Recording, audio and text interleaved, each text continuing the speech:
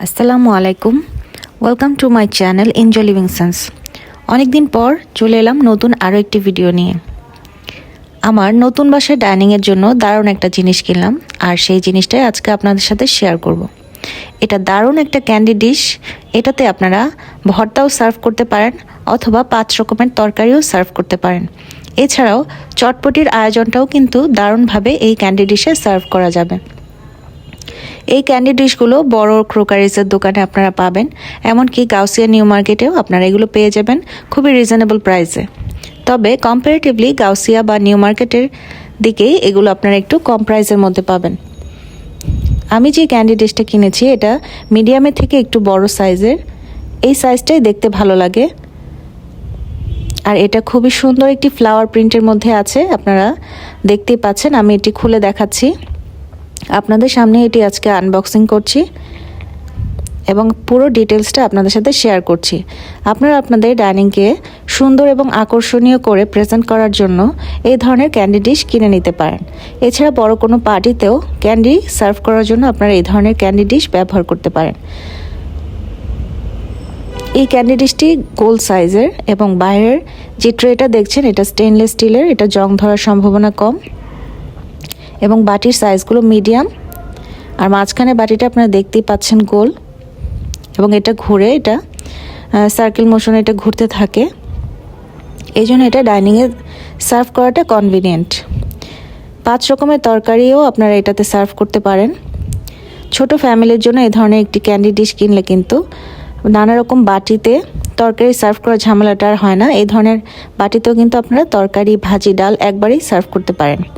আর বড় কোনো পার্টিতে চটপটি অথবা ক্যান্ডি অথবা যে কোনো 5 রকমের ভর্তাও আপনারা এই ধরনের ক্যান্ডি ডিশে সার্ভ করতে পারেন।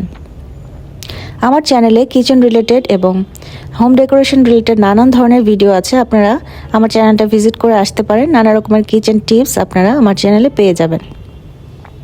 আর কিছুদিন আগে আমি বাসা শিফট করেছি, সে কারণে আমার কিচেন এবং ডাইনিংয়ের জন্য বেশ কিছু জিনিস কেনার দরকার হয়ে পড়েছে। ধীরে ধীরে আপনাদের সাথে এই ধরনের ভিডিওগুলো আমি শেয়ার করব। আমি নতুন বাসা, নতুন ডাইনিং এবং নতুন কিচেনের জন্য কী কী কিনলাম সেই জিনিসগুলো আপনাদের সাথে শেয়ার করব আমার সামনের ভিডিওগুলোতে। আর আমার ডাইনিং রুমটাও কীভাবে সাজিয়েছি, নতুন কী কী জিনিস আমি কিনলাম এবং পুরো ডাইনিং রুমটা আমি কীভাবে অর্গানাইজ করেছি সেই বিষয়গুলো আমি আমার সামনের নতুন ভিডিওগুলোতে আপনার সাথে শেয়ার করব। আশা করি আমার চ্যানেলের সাথেই থাকবেন, আমার চ্যানেলটাকে সাবস্ক্রাইব করবেন এবং নতুন নতুন ভিডিওগুলোতে লাইক করবেন। আর আগের ভিডিওগুলো আপনারা দেখে আসতে পারেন। আর আজকে যারা আমার চ্যানেলে নতুন, ভিডিওটি ভালো লাগলে সাবস্ক্রাইব করতে ভুলবেন না, বেল আইকন সহ।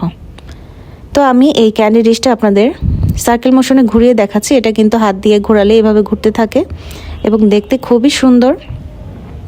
এই ক্যান্ডি ডিশটা ফ্লাওয়ার প্রিন্টেড এবং দেখতে খুবই সুন্দর।